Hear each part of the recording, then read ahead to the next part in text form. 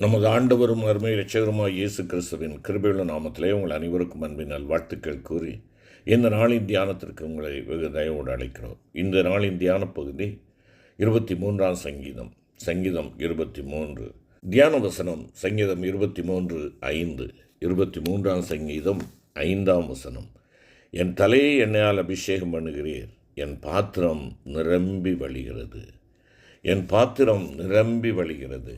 அருமையான கர்த்தருடைய பிள்ளைகளே, தேவன் அரைகுறையான ஒரு ஆசீர்வாதத்தோடு நம்மை அனுப்புகிறவர் அல்ல. அவருடைய செயல்பாடுகளை நாம் பார்க்கின்ற பொழுது 23ஆம் சங்கீதம் நமக்கு மிக தெளிவாக விளக்குகிறது. மற்றவர்களுக்கு கிடைக்காத மேலான பல ஸ்லாக்கியங்களையும் உயர்வுகளையும் ஆசீர்வாதங்களையும் அவர்கள் கண்களுக்கு முன்பாக நமக்கு தருகிறார். அதுதான் சத்துருக்களுக்கு முன்பாக பந்தியை ஆயத்தம் பண்ணுகிற ஒரு காரியம். பந்தியை நமக்கு ஆயத்தம் செய்யும் இடத்தை கவனியுங்கள்.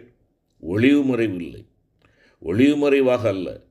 அவர் ஆயத்தப்படுத்தாமல், ஒளிவு மறைவாக ஆயத்தப்படுத்தாமல் நம் மீது கோபமாக இருந்து நமக்கு தீங்கு செய்ய நினைக்கும் எதிரிகளுக்கு முன்பாக நம்மை ஆசீர்வதிக்கிறார். இதன் மூலமாக நமது எதிரிகளை வெட்கப்படுத்துகிறார் என்று சொல்லி நாம் பார்க்கலாம். 112ஆம் சங்கீதம் 10ஆம் வசனம் அதைத்தான் விளக்குகிறது. நம்மை விழுங்குவதற்காக காத்திருக்கின்ற முயற்சி செய்கின்ற சாத்தானும் அவனுடைய தூதர்களும் காணும்படி நம்மை ஆசீர்வதித்து பரிசுத்த ஆவியானவரால் நிரப்பி ஆசீர்வாதங்கள் வழிந்தோடச் செய்கிறார். ஏற்கனவே நம் மீது கோபத்தோடு இருக்கின்ற சாத்தானும் அவனது தூதர்களும் வெட்கமும் வேதனையும் எரிச்சலும் கோபமும் அடைவார்கள் என்பதை நாம் தியானித்தோம். வற்றாத ஜீவ தண்ணீர் ஊற்றாகிய பரிசுத்த ஆவியானவரின் அபிஷேகத்தில் நம்முடைய பூமிக்குரிய ஜீவியத்திற்கும் ஆவிக்குரிய ஜீவியத்திற்கும் தேவையான சகலத்தையும் தேவன் அள்ளி கொடுக்கிறார் என்று நாம் பார்த்தோம். அதை நின்று இறைக்க இன்னும் மேன்மையான ஆசீர்வாதங்களையும் வெற்றிகளையும் நீங்களும் நானும் சுதந்திரித்து கொள்ளத்தக்கதாக அது நமக்குள்ளாக சுரந்து கொண்டிருப்பதோடு மற்றவர்களும் நம் மூலமாக ஆசீர்வதிக்கப்படத்தக்கதாக அது ஜீவ தண்ணீருள்ள நதிகளாக நம்மிலிருந்து பெருக்கெடுத்து பாயும் என்பதை நாம் அறிந்து கொள்ள வேண்டும். அதைத்தான் இங்கே நாம் பார்க்கிறோம். என் பாத்திரம் நிரம்பி வழிகிறது. ஜீவனுள்ள நதியாக நம்மிலிருந்து பெருக்கெடுத்து பாய்கிறது என்று சொல்லலாம். ரட்சிக்கப்பட்டிருக்கிற தேவனுடைய பிள்ளைகளாக இருக்கிற நீங்களும் நானும் நம்மிடத்தில் உள்ள ரட்சிப்பு நம் மூலமாக மற்றவர்களை அடையும்படியாக நம் மூலமாக பரிசுத்த ஆவியானவரின் நிறைவு மற்றவர்களையும் சென்றடைகிறதா என்பதையும் நாம் என்ன செய்ய வேண்டும், யோசித்து பார்க்க வேண்டும் என்று சொல்லி தியானித்தோம். அருமையான கர்த்தருடைய பிள்ளைகளே, இது தனி ஒருவருக்கான ரட்சிப்பு அல்ல. நான் ரட்சிக்கப்பட்டிருக்கிறேன், தனி ஒருவனாக நான் ரட்சிக்கப்பட்டிருக்கிறேன். ஆனால் அந்த ரட்சிப்பில் உள்ளடங்கிய ஒரு காரியம் என்னவென்றால், எனக்கு என் ஆண்டவர் உத்தரவாதத்தை கொடுத்திருக்கிறார். ரட்சிக்கப்பட்டிருக்கிற நான் அந்த ரட்சிப்பை பறைசாற்ற வேண்டும் என்கின்றதான அந்த கட்டளையை நான் பெற்றிருக்கிறேன். நான் மற்றவர்களுக்கு அருள்பணியாளனாக இருக்க வேண்டும் என்ற கட்டளை அது. நான் எனக்குத்தானே என்னுடைய ரட்சிப்பை சொந்தமாக்கி கொண்டு நான் அவைகளை பிறிதொருவருக்கு நான் பகிர்ந்து கொடுக்க முடியாதவனாக, அந்த ரட்சிப்பின் பாத்திரத்தை நான் எடுத்துக்கொண்டு செல்லாதவனாக இருப்பேன் என்றால் அதில் அர்த்தம் இல்லை. எனவே அந்த ரட்சிக்கப்பட்டிருக்கிற தேவனுடைய பிள்ளை வழிந்தோடும் ஆசீர்வாதங்களை பெற்று அவைகள் மற்றவர்களுக்கு வாய்க்காலாக, ஆசீர்வாதத்தின் வாய்க்கால்களாக இருக்க வேண்டும் என்று சொல்லி ஆண்டவர் விரும்புகிறார். அருமையான கர்த்தருடைய பிள்ளைகளே, இது நாம் தொடர்ச்சியாக நாம் பார்ப்போம் என்றால் நம்முடைய பாத்திரம் நிரம்பி வழிகிறது என்று சொல்லி நாம் பார்ப்போம். என் பாத்திரம் நிரம்பி வழிகிறது. என்னிலே என் ஆண்டவர் நிரம்பி வழியத்தக்கதாக நிரப்புகின்ற காரியம் என்ன என்பதை இந்த நாளிலே நாம் தியானிப்போம். ஆண்டவர் முதலாவதாக சந்தோஷத்தினால் என்னை நிறைக்கிறார். சந்தோஷத்தினால் நிறைக்கிறார். ரோமருக்கு எழுதின நிருபம் 15ஆம் அதிகாரம் 13வது வசனத்திலே பவுலடிகளார் குறிப்பிடுகின்றதான வேளையிலே, பரிசுத்த ஆவியின் பலத்தினாலே உங்களுக்கு நம்பிக்கை பெருகும்படிக்கு நம்பிக்கையின் தேவன் விசுவாசத்தினால் உண்டாகும் எல்லாவித சந்தோஷத்தினாலும் சமாதானத்தினாலும் உங்களை நிரப்புவாராக என்பதாக குறிப்பிடுகிறார். இங்கே நம்பிக்கையின் தேவன் என்ன செய்கிறார்? உங்களையும் என்னை நிரப்புகிறார். நிரப்புகின்ற ஒரு ஆண்டவர். எவைகளினால் நிரப்புகிறார்? சந்தோஷத்தினால் நிரப்புகிறார். சந்தோஷத்தினாலும் சமாதானத்தினாலும் உங்களை நிரப்புவார் என்று சொல்லுகிறார். எனக்கு அன்பான சகோதரனே, சகோதரியே, நம்முடைய நம்பிக்கையின் தேவன் நம்மை விசுவாசத்தினால் உண்டாகும் எல்லாவித சந்தோஷத்தினால் நிரப்புகிறார். அவருடைய சமூகத்தில் நமக்காக பரிபூர்ண ஆனந்தம் வைக்கப்பட்டிருக்கிறது என்பதாக சங்கீதம் 16:11 கூறுகிறது அல்லவா? அவர் நம்மை தம்முடைய முகத்தினால் பரிபூர்ண சந்தோஷமுள்ளவராக்குகிறார் என்பதாக அப்போஸ்தலர் 2:28 ஆங்கில மொழியாக்கம் சொல்லுகிறது.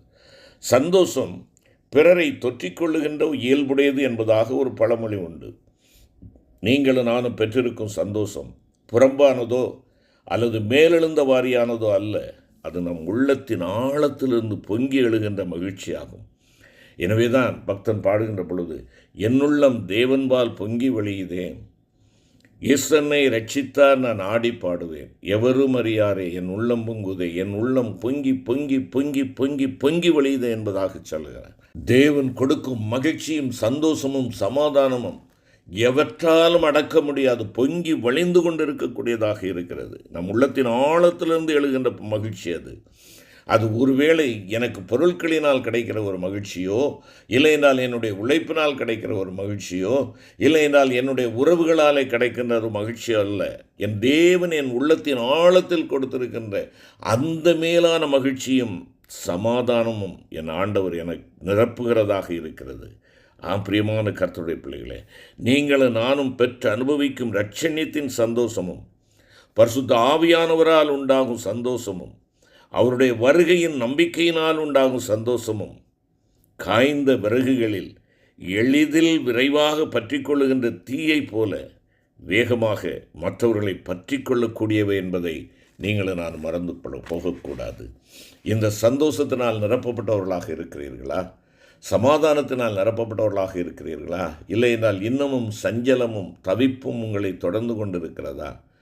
இன்னும் உங்களையே நீங்கள் எண்ணிக்கொண்டிருக்கிறீர்கள் என்றுதான் அர்த்தம். நீங்கள் இன்னும் ஆண்டவரை பற்றி கொள்ளவில்லை என்பதுதான் அதனுடைய பொருள். அருமையான கர்த்தருடைய பிள்ளைகளே, உங்கள் பாத்திரம் நிரம்பும்படியாக தேவனுக்கு முன்பாக தாழ்மைப்படுங்கள். தேவனிடத்திலே ஓடி வாருங்கள். நான் பாவி என்று அறிக்கை செய்யுங்கள். பாவத்தை மன்னித்து சந்தோஷத்தினாலும் சமாதானத்தினால் நிரப்புகிற ஆண்டவர் நமக்கு உண்டு. நீயும் நானும் எப்படிப்பட்ட பொல்லாத பாவியாக இருந்தாலும் தேவன் உன்னையும் என்னையும் அன்பின் கயிற்றினாலே இழுத்து உன்னையும் என்னையும் ஆட்கொண்டு அவருக்கு சொந்தமாக அவருடைய சொந்த பிள்ளைகளாக நம்மை ஏற்றுக்கொண்டு நாம் இழந்து போன சந்தோஷம், இழந்து போன சமாதானம் இவைகளாலே நம்மை நிரப்புகிறவராக இருக்கிறார். வழிந்தோடும் நிரப்புதல் நமக்கு கொடுக்கப்படுகிறது. அரைகுறையாக அல்ல, இல்லை என்றால் ஏதோ எனக்கு கொஞ்சம் கிடைத்தது என்று சொல்லுவதைப் போல அல்ல. உனக்கு கிடைத்திருக்கிற அந்த சந்தோஷம், ரட்சிப்பினால் கிடைத்திருக்கிற சந்தோஷம், ரட்சிக்கப்பட்டதினாலே கிடைத்திருக்கின்ற உன்னுடைய உள்ளான மன அமைதி, சமாதானம், அருமையான கர்த்தருடைய பிள்ளை வழிந்தோடுகிறது. நீ பெற்றுக்கொண்டவைகள் வெளிப்படையாக தெரியும்படியாக ஆண்டவர் உனக்கு கிருபை செய்கிறார். வழிந்தோடுகின்ற பொழுது அதை அடக்கிக் கொள்ள முடியாது.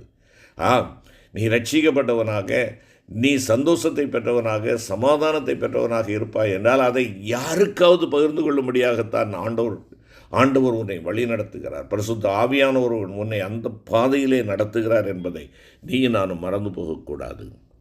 அருமையான சகோதரா சகோதரி, இந்த சந்தோஷம், இந்த சமாதானம் உனக்கு உண்டா? சந்தோஷத்தினால் நிரப்புகிறவர் சமாதானத்தினாலும் நம்மை நிரப்புகிறார். சமாதானத்தினாலும் நம்மை நிரப்புகிறார். அதைத்தான் இந்த ரோமர் 15:13 அடுத்த பகுதி நமக்கு கூறுகிறது. நம்பிக்கையின் தேவன் நம்மை எல்லா விதமான சந்தோஷத்தினால் மாத்திரமல்ல, சமாதானத்தினாலும் நிரப்புகிறார். இன்று இந்த சமாதானம் இல்லாமல் ஒருவேளை சஞ்சலப்பட்டு கொண்டிருப்பாயினால் என் அருமையான கர்த்தருடைய பிள்ளைகளே, கர்த்தராகிய இயேசு கிறிஸ்து மற்றவர்களுக்கு சமாதானத்தையும் ஆறுதலையும் பகிர்ந்தளிப்பதிலேயே நம்முடைய ஜீவிய காலம் முழுவதையும் செலவழித்தார் என்பதை நீ மறந்து போகாதே. அவர் ஒருவராய் உனக்கு சமாதானத்தை உண்டு பண்ணும்படியாக அந்த தண்டனை அவர் ஏற்றுக்கொண்டார் என்று சொல்லி நாம் பார்க்கிறோம். ஒருவராய் அவர் என்ன செய்தார்? ஆலையை மிதித்தார். உன்மேல் உனக்கும் எனக்கும் சமாதானத்தை உண்டு பண்ணும் ஆக்கினை அவர் மீது வந்தது. தவறு செய்தது நீ, ஆனால் அந்த தண்டனை அவருக்கு கிடைத்தது. அந்த தண்டனை நிமித்தமாக உனக்கும் எனக்கும் சமாதானத்தை கொடுத்தார். என கேட்டுக்கொண்டிருக்கிற அருமையான தேவனுடைய பிள்ளையே, இந்த சமாதானம் உன் வாழ்க்கையிலே நதியளவு பாய்ந்து கொண்டிருக்கிறதா? ஆண்டவர் நதியளவு பாயும்படியாக விரும்புகிறார். சமாதானத்தின் தேவன் உங்களை சமாதானத்திலால் நிறைத்திருக்கிறது உண்மை என்றால் நீங்கள் அந்த சமாதான தூதுவர்களாக, மற்றவர்களுக்கு சமாதானத்தை கொடுக்கிறவர்களாக நீங்களும் நானும் காணப்பட வேண்டுமே.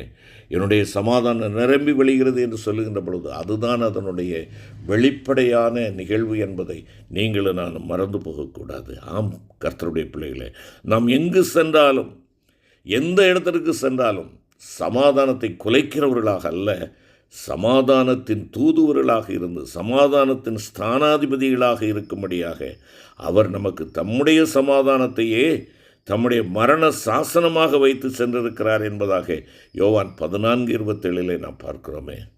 பழைய ஏற்பாட்டின் காலத்தை சேர்ந்தவனான யோசேப்பு சிறைச்சாலையில் கலக்கமுற்றிருந்த பானபாத்திரக்காரரின் தலைவனுக்கும் அரமனையில் கலக்கமுற்றிருந்த பார்வோனுக்கும் சமாதானம் அளிக்கிறவனாயிருந்தானே. அருமையான தேவனுடைய பிள்ளையே, உன்னை சுற்றிலும் கண்களை ஏறெடுத்துப்பார். சமாதானம் இல்லாமல் சஞ்சலப்பட்டு கொண்டிருக்கிற மக்களுக்காக நீ நான் செய்கிற நன்மையான காரியங்கள் என்ன? அவர்கள் சமாதானத்தின் தேவனை கண்டுபிடிக்கத்தக்கதாக நீ உன்னுடைய முழங்கால்களை முடக்க மாட்டாயா?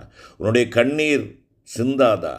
உன் தேவனுடைய வல்ல கரம் உன்னை ஆற்றி தேற்றினது போல நீ அவர்களுக்கு அந்த சமாதானத்தின் தேவனை கொண்டு செல்லும் ஒரு கருவியாக ஆண்டவர் உன்னை நிரப்புகிறார் என்பதை மறந்து போகாதே. அந்த உத்தரவாதம் உன்னில் இருக்கிறது. செபிப்போம். கிருபை நிறைந்த ஆண்டவரே, எங்களை நிரம்பி, எங்களுடைய பாத்திரம் நிரம்பி வழி செய்கிற அன்பின் தகப்பனே, சந்தோஷத்தினால் நிரப்புகிற உம்முடைய சந்தோஷத்தை நாங்கள் பெற்றவர்களாக, நிரப்பப்படுகிற சந்தோஷம் வழிந்தோடுகிற சந்தோஷமாக இருக்கிறபடினாலே வழியறியாமல் சந்தோஷத்தை பெற்றுக்கொள்வதற்கு மனம் மடிவோடு கூட அலைந்து கொண்டிருக்கிற மக்களை நாங்கள் சந்தோஷத்தினால் நிரப்புவோம். சமாதானத்தை இழந்து தவித்து கொண்டிருக்கிற மக்களுக்கு சமாதானத்தை கொண்டு செல்லும் தூதுவர்களாய் காணப்படவும் என்னையும் எங்களையும் எடுத்து பயன்படுத்தும். மீட்பு இயேசுவின் மூலம் வேண்டிக் கொள்கிறோம் நல்ல பிதாவே. ஆமேன்.